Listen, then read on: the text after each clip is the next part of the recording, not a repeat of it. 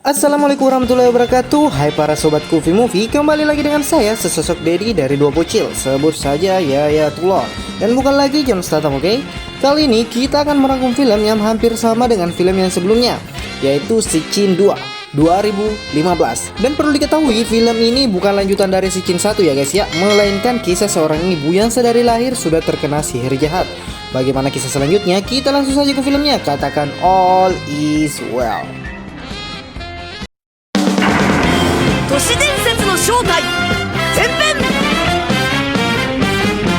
Film dibuka dengan memperlihatkan seorang pria muda yang sedang mengambil wudhu. Setelah itu dia mengambil sebuah mangkok dan botol berisi air lalu membawanya masuk ke dalam rumah.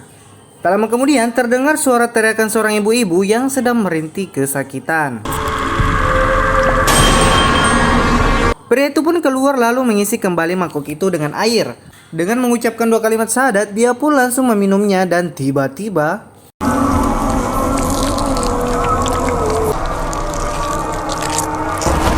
ternyata air yang dia minum adalah air keras dan membuat mulut hingga tenggorokannya terbakar seketika.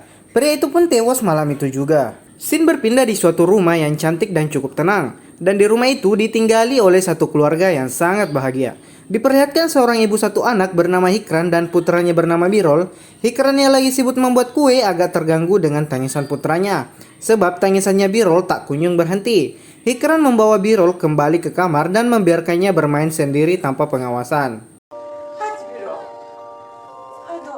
Di lain tempat kita bisa melihat ayahnya Birol bernama Adnan, dan dia bekerja sebagai resepsionis di sebuah hotel. Hari ini adalah hari ulang tahunnya Birol, jadi Adnan ingin buru-buru cepat pulang untuk merayakannya. Karena Birol sudah asik bermain, Hikran pun kembali ke dapur dan mengambil handphone lalu menghubungi Adnan. Di sini Adnan secara langsung menanyakan keadaan putranya dan menyuruh Hikran tetap berada di dekat Birol.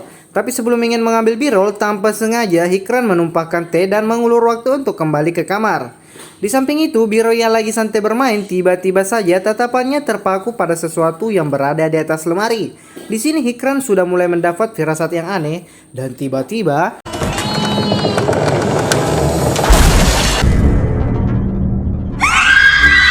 sangat disayangkan putra satu-satunya itu harus mendapat musibah yang sangat tragis. Beberapa bulan telah berlalu, tapi bekas luka dan trauma Hikran belum bisa dihilangkan. Setiap hari dia selalu mengambil kain basah untuk dilapkan di tembok, bekas tempat lemari sebelumnya. Setidaknya untuk mengurangi rasa sakit yang terjadi pada mereka. Tiba-tiba saja Adnan masuk ke kamar dan seketika dia marah, sebab walaupun Hikran tiap hari membersihkan tembok itu, Adnan tak akan lupa dengan kematian tragis putranya. Karena sakit hati yang dia derita, Adnan selalu menuduh bahwa yang membunuh Birol sendiri adalah Hikran. Hikran sangat terpukul dengan kejadian tersebut dan hanya bisa meratapi kehilangan putra pertamanya. Di tempat kerja, Adnan lagi-lagi masih memikirkan Birol. Setiap saat dia selalu membuka handphone dan memutar rekaman video putranya itu. Tapi bagaimanapun kita harus ikhlas dan tabah jika ditinggalkan oleh orang tersayang kita. Singkat cerita, Hikran baru selesai merapikan bekas pakaian Birol. Tak lama kemudian, Adnan pulang dan langsung bertingkah aneh, seolah tak terjadi apa-apa. Soalnya dia masih mencari Birol yang baru saja meninggal. Birol nasıl? İçeride. Setelah itu, tiba-tiba saja ada lagi seseorang yang sedang mengetuk pintu dan benar saja, orang yang berada di balik pintu tersebut adalah Adnan yang asli. Lah, Adnan yang tadi siapa?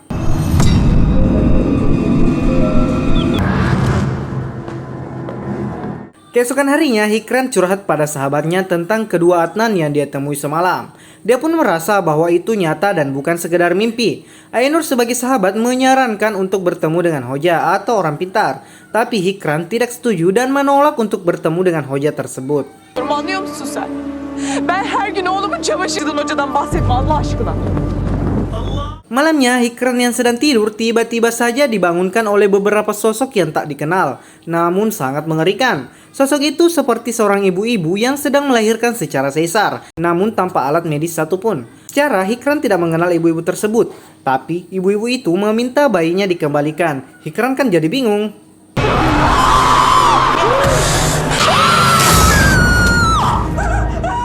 Karena teriakan itu, Adnan pun datang lalu menyalakan lampu. Seketika sosok-sosok mengerikan yang tadi tiba-tiba saja menghilang.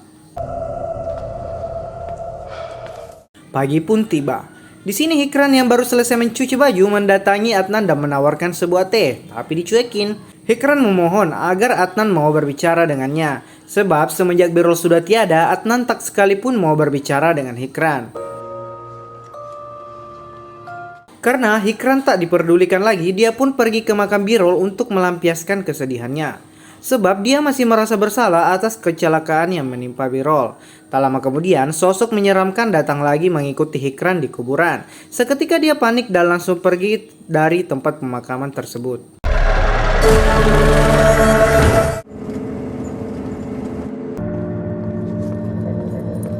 Setelah sampai di rumah, baju Birol yang dia jemur tadi siang tiba-tiba saja menghilang dan secepatnya lari masuk ke kamar, lalu mengecek koper tempat baju putranya itu.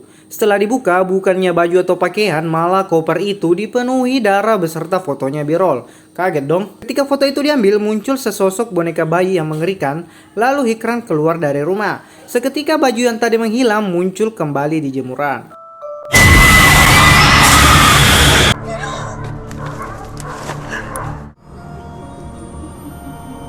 Singkat cerita, Hikran sudah mulai percaya bahwa dia sedang diikuti oleh hantu. Dia pun mulai mengikuti saran dari sahabatnya untuk menemui Hoja dan berharap semuanya akan baik-baik saja. Ketika sudah masuk, kita bisa melihat ada 4 buah kursi dan saya tidak peduli mengapa mereka bertiga duduk di bawah, kan ada kursi loh.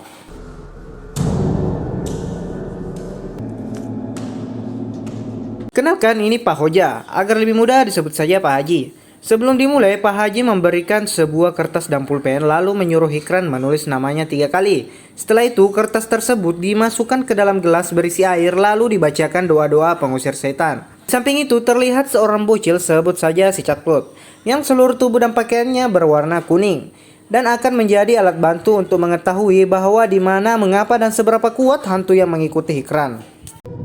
Bismillahirrahmanirrahim. Setelah dibacakan doa-doa, air tersebut diberikan kepada bocil itu untuk diminum. Sambil menunggu khasiat dari air tersebut, Pak Haji menanyakan beberapa pertanyaan kepada Hikran. Dan setelah diketahui, ternyata sedari kecil Hikran sudah diikuti oleh hantu tapi sudah tak mengingatnya lagi. Dan hantu yang sekarang jauh lebih berbahaya dari sebelumnya. Öyle değildi onlar. Di sini Pak Haji sedikit bercerita tentang Sumayyah radhiyallahu anhu. Dia adalah wanita yang mati syahid demi mempertahankan agama Allah. Sumayyah ini berani meludah di muka Abu Jahal yang terkenal dengan keangkuhan dan permusuhannya terhadap muslim. Ya, mirip-mirip orang yang melarang pakai toa di masjid. Sumayyah sendiri tak ingin berkhianat dari agama Allah dan dia pun harus dibunuh dengan ditombak. Dengan begitu, kita bisa mengetahui ketakwaan Sumayyah kepada Allah Subhanahu wa taala. Olmazsa Sümeyye'nin iyiliği nasıl anlaşılır? Akhirnya persiapannya selesai. Di sinilah kita bisa melihat kekuatan sebenarnya dari si Caklut.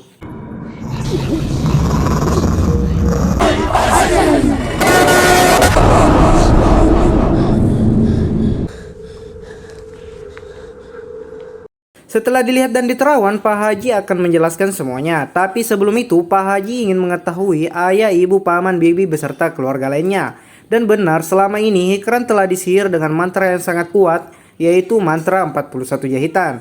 Sihir itu yang paling kuat di antara sihir lainnya.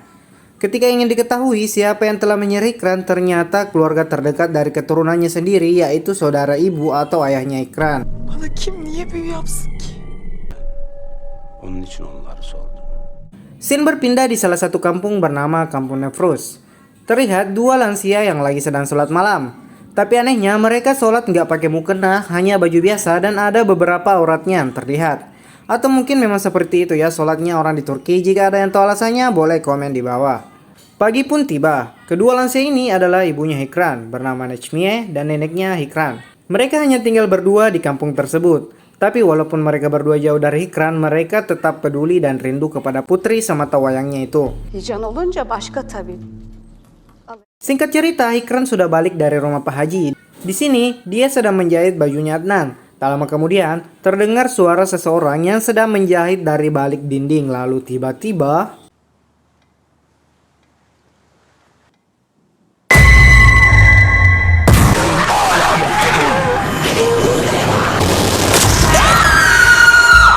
Selanjutnya terlihat Hikran sedang berada di sebuah taksi. Dia berencana pulang kampung dan ingin bertemu dengan ibunya. Annem bu anahtar yine kapıda. Artık köye Setelah sampai, mereka masih seperti keluarga biasa, merasa senang, bercanda gurau, kangen dan rindu kepada ibu dan nenek. Tapi tujuannya sebenarnya Hikran ingin mencari tahu siapa keluarga yang tega menyihir Hikran dari kecil. Hikran mulai bertanya tentang bibinya bernama Zera, sebab dia satu-satunya saudara dari ibunya yang sudah tiada. Di samping itu terlihat ada sosok yang memperhatikannya dari kejauhan. Ibunya pun menceritakan bahwa dulu suami dari Bibi Zera adalah seorang pemabuk, penjudi dan lupa tanggung jawab sebagai kepala keluarga. Dan dia tega membunuh Bibi Zera beserta kedua anaknya. Anak itu bernama Gulbahar 9 tahun dan Gulisar 4 tahun. Dan karena cerita itu, sang ibu tak sanggup untuk mengingatnya lagi. ben bir Adnan'ı arayayım çıkarken haber veremedim. Tengah malam, ibunya yang sedang tidur nyenyak tiba-tiba saja dibangunkan oleh suara gemuruh tangisan anak kecil. Lampu berkedap-kedip dan muncul sesuatu yang mengerikan dari bantal tidurnya. Loh, kok ibunya dihantu juga ya?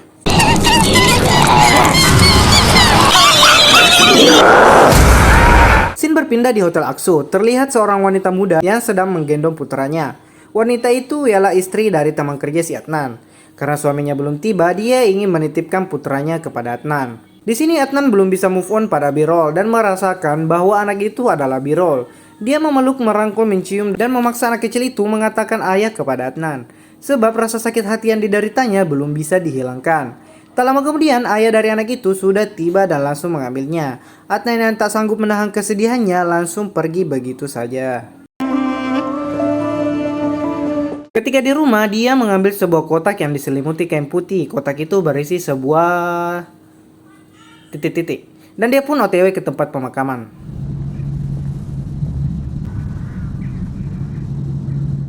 Setelah sampai di TPU, Adnan masih memutar video kenangannya Birol. Video-video tersebut yang membuat Adnan susah move on dan melupakan si Birol. Karena sudah tidak tahan lagi, dia mengambil pistol dari kain putih yang tadi dan menodongkan ke mulutnya sendiri. Dan tiba-tiba kembali ke Hikran.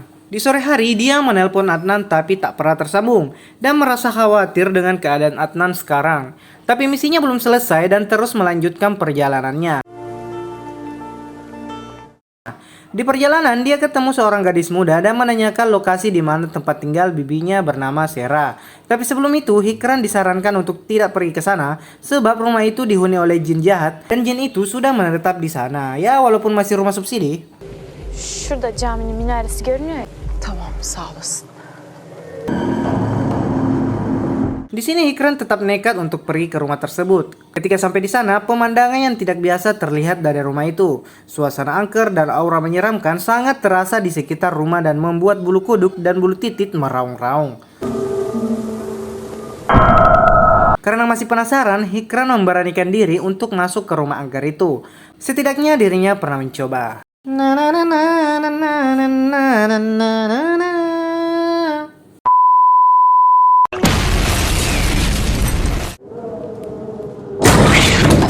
Ketika di dalam, Hikran sudah mulai merasa takut dengan gangguan jin yang bersemedi di rumah itu. Pintu tertutup, kursi bergoyang, dan suara tawa anak kecil yang tak henti terdengar. Hikran tetap masuk ke salah satu kamar dan memperhatikan beberapa foto yang tidak asing dia lihat. Tak lama kemudian, terdengar suara putranya Birol yang memanggil-manggil Hikran. Suara itu berasal dari tempat tidur yang sudah usang dan kotor. Tapi karena penasaran, Hikran tetap membuka selimut itu dan tiba-tiba ternyata cuma boneka. Tak sampai di situ muncul dua sosok anak kecil yang mengajaknya bermain petak umpet.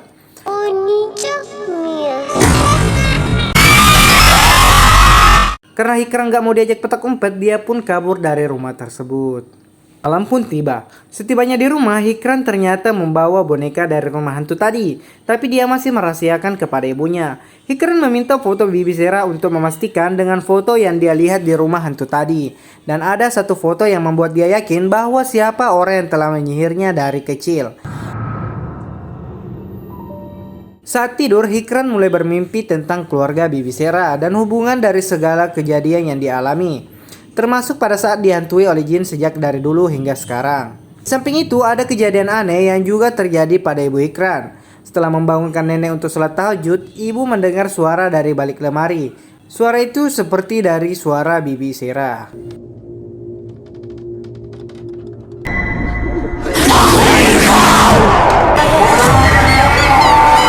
Untungnya Hikran cepat ke kamar ibu dan situasinya jadi membaik. Keesokan harinya Hikran sudah bersiap-siap untuk pulang ya, walaupun ditahan ibunya, dia lebih khawatir pada suaminya. Singkat cerita, Hikran sudah tiba di Hotel Laksu. Dan ternyata Hikran maupun karyawan hotel tidak tahu di mana Adnan sekarang. Jadi Hikran memutuskan untuk balik memeriksanya di rumah. Setibanya di rumah, Hikran dikagetkan oleh suara Birol yang sedang menangis. Lalu dia pun secepatnya beranjak ke kamar. Dan benar saja, di kamar itu terdapat 3 sosok berjubah hitam dan 1 ibu-ibu penjaga kuburannya Birol yang bisa jadi dialah Bibi Sera.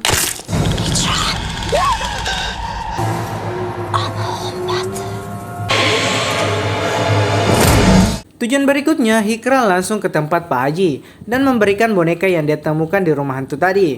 Setelah diteliti dengan seksama, ternyata boneka itu yang digunakan untuk mengirim sihir jahat dan dijahit dengan 41 niat. Sihir itu yang digunakan untuk menghabisi sebuah keluarga dan penderitaannya akan berlanjut ke keturunan berikutnya. Annene anlattın mı bunları? Di sini Pak Haji meminta kepada Hikran untuk memberitahukan kepada ibunya atau ibunya yang disuruh langsung bertemu dengan Pak Haji. Karena jika tidak, Hikran tak akan aman hingga sihirnya berhasil dibuang. Size rahat yok. Singkat cerita, ibu yang sedang menyiapkan obat dan air putih buat nenek langsung menuju ke kamar. Ibu sudah mulai curiga kalau Hikran sedang dihantui dan mereka hanya bisa bersedih akan kondisi Hikran. Lalu entah kenapa tatapan ibu terpaku pada nenek dan tiba-tiba...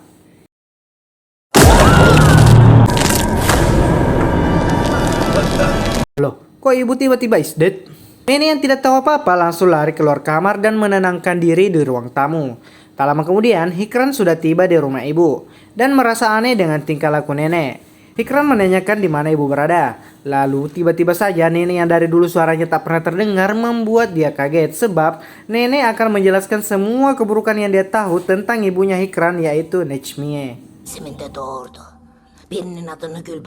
Nenek pun menjelaskan bahwa Necmiye sangat cemburu dengan Sera, yaitu saudaranya sendiri. Sebab Sera mempunyai 2 anak perempuan bernama Gulbahar dan Gulizar. Singkat cerita, kita bisa melihat keluarga Sera, suaminya bernama Ramazan serta kedua anak perempuannya. Pada saat makan malam, Ramazan sangat bahagia sebab kedua anaknya sudah besar dan bisa menjaga dirinya masing-masing. Dia pun menyarankan kepada sang istri sebaiknya dia mencoba memiliki anak laki-laki agar anak laki-laki tersebut bisa menjaga kedua saudara perempuannya. Tetapi saran itu terdengar sampai ke telinga Necmiye dan memanfaatkan situasi tersebut dengan memberitahukan bahwa mertuanya yaitu si nenek adalah dukun yang bisa menggunakan mantra untuk mempunyai anak laki-laki. Dan ini bisa dibilang Sera dan suaminya pergi ke nenek untuk menggali kuburannya sendiri.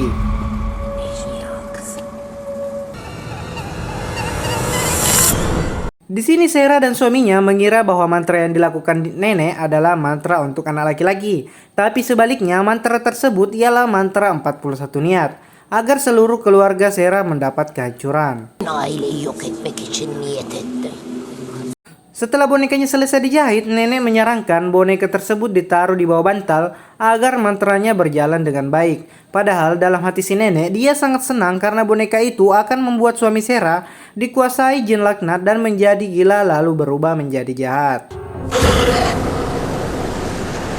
Beberapa bulan telah berlalu, pengaruh dari sihir nenek mulai bekerja. Di sini Ramazan membawa kedua putrinya ke gudang bawah rumah dengan alasan ingin bermain petak umpet. Hanya petak umpet ya guys ya.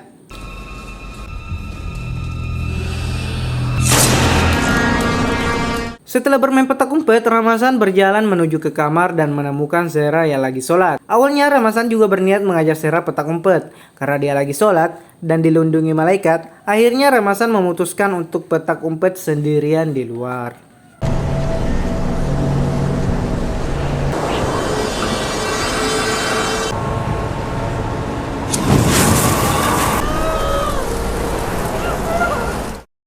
Tak lama kemudian, Sera yang tidak bisa berbuat apa-apa dilarikan ke rumah Necmiye sebab perutnya juga sudah mulai sakit. Beberapa jam kemudian, persalinannya dimulai.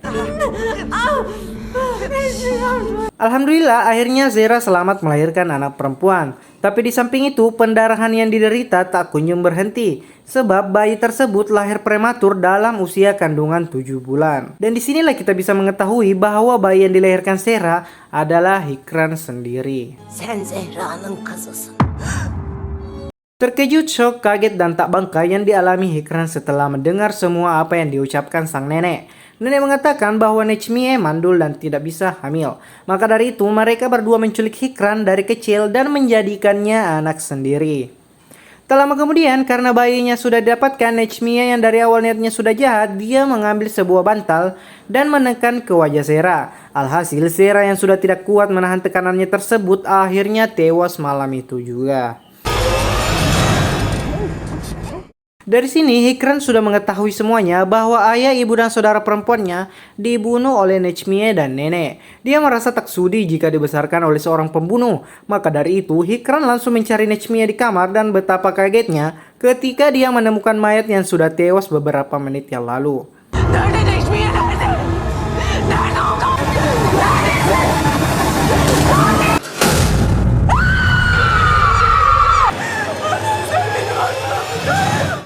Setelah Hikran pergi, kita diperlihatkan di scan awal bahwa pria yang membawa air keras malam itu ialah putra sang nenek atau bisa dibilang suami Nechmie. Singkat waktu, Hikran sedang berjalan sendirian di tengah kabut malam. Ketika sampai di rumah, telepon berdering dan betapa kagetnya arwah Adnan beserta keluarganya yang lain sudah menunggu kedatangan Hikran. Dan film pun habis. Setelah kejadian itu, Hikran memberitahukan kepada Pak Haji bahwa dia tinggal bersama arwah Adnan dan Birol selama 2 bulan. Dan karena itu Pak Haji berhasil mengeluarkan sihir tersebut. Lalu Hikran menikah lagi dan tinggal di Biga Senekale. Hal yang bisa kita petik dari film ini ialah janganlah tinggalkan anak main sendirian, nanti akan dihantui setan. Oke, jika suka dengan video ini tekan like, komen, dan subscribe agar lebih semangat membuat review film lainnya. See you di next video. Assalamualaikum warahmatullahi wabarakatuh. Katakan all is well.